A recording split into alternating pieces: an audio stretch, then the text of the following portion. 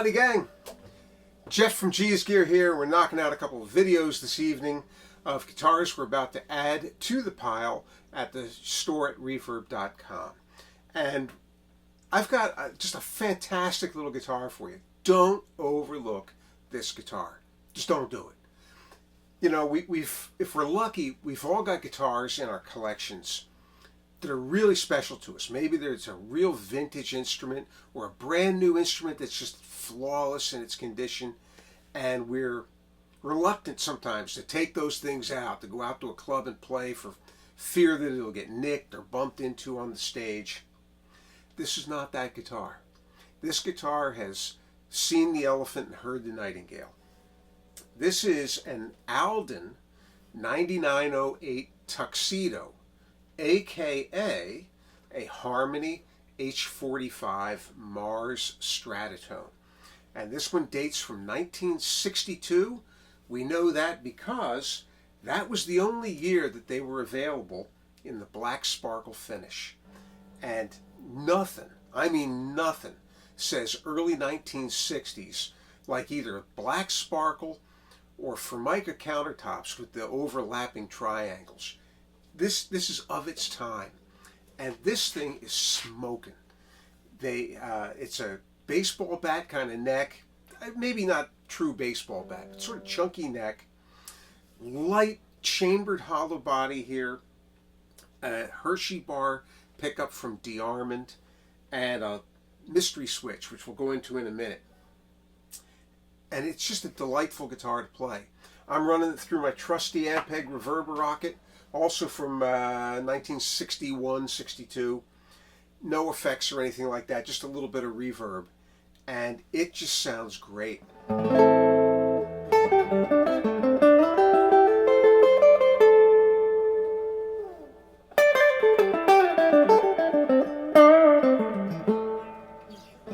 love these things. I love these guitars. One pickup, but it's got plenty of bite.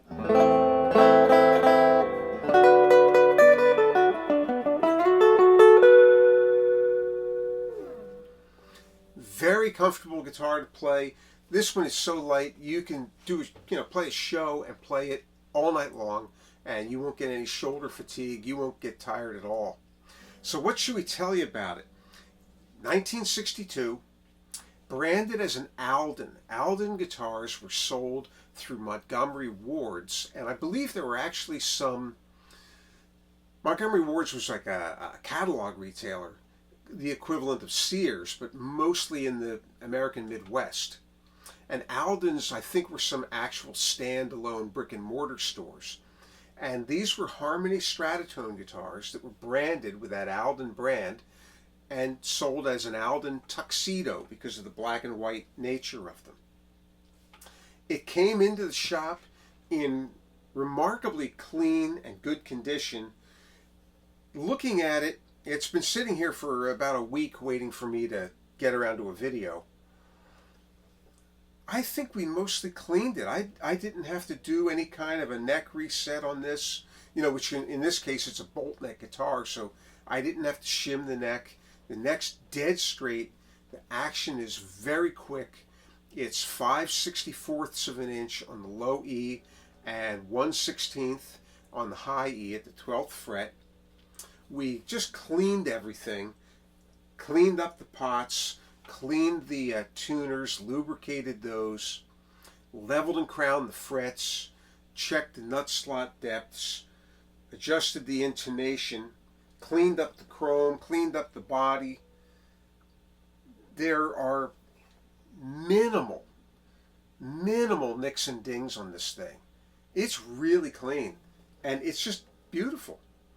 So that's the Alden. Now, what's this switch all about? This is a Harmony, so it's made in Chicago, where Supros were made, and Nationals were made, and K guitars were made. And one of the commonalities to guitars of that time period was that many of them were single pickup guitars with one of these switches.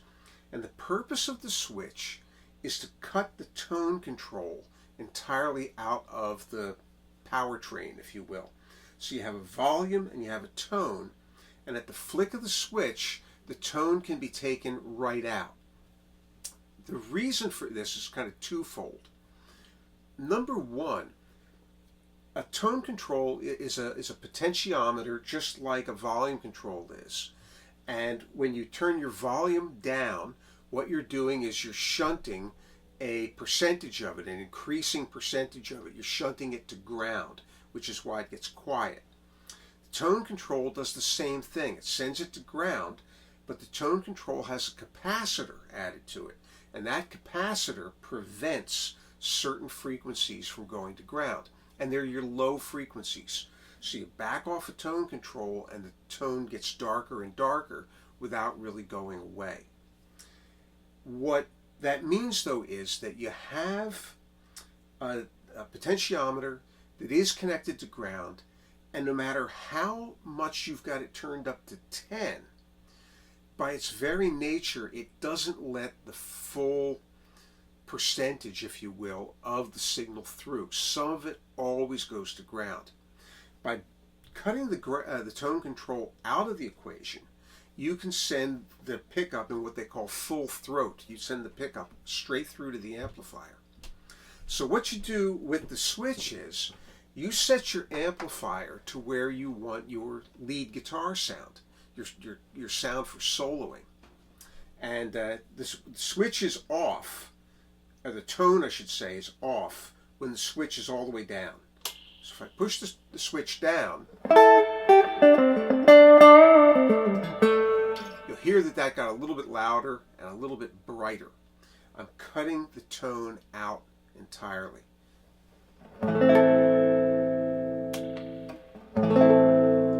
So now I put the tone back in. It's a little darker, or I could roll it off further.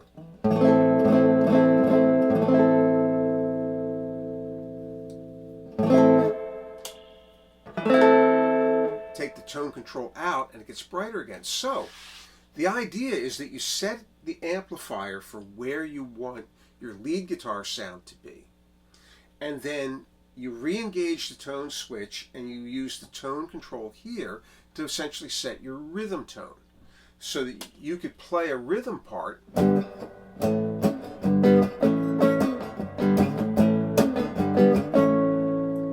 when it's time to play your solo,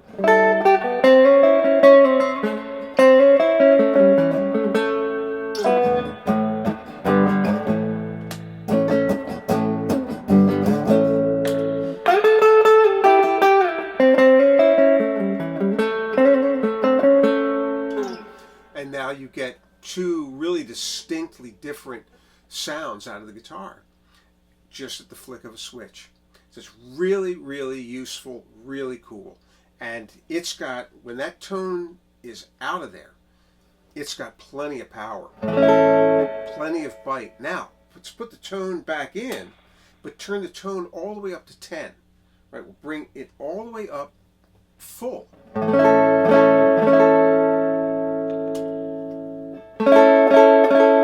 take it out, you can still hear the difference. This is the tone control at 10. Now we'll take it out. It's a little bit brighter, a little bit warmer, a little bit rounder. Alden Tuxedo, model 9908, which is the same as a Mars Stratotone H45, D-Armond, Hershey bar pickup, cupcake knobs, volume and tone, and then a tone cut switch, like a switch to remove the tone control from your signal chain entirely.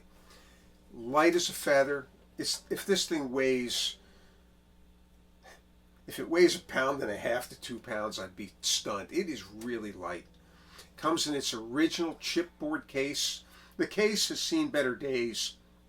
I think the little pocket inside, the little box inside is shot and gone. But the case functions, it'll get it to you. You're going to love this guitar. It's got a great price point. It's got great sound. Run it through your favorite amp. And you're just going to want to noodle on this thing all day long. All right, I'm gonna noodle on this thing a little bit and play my way out of here. And we'll see you guys on the flip side. Oh, I should say this before I go. It's a Cheese Gear at reverb.com. And you can also find it at our website, www.geesgear.com. We're located in suburban Philadelphia, and we not only purchase, restore, and sell vintage musical instruments, but we do repairs for our clientele on their guitars, basses, mandolins.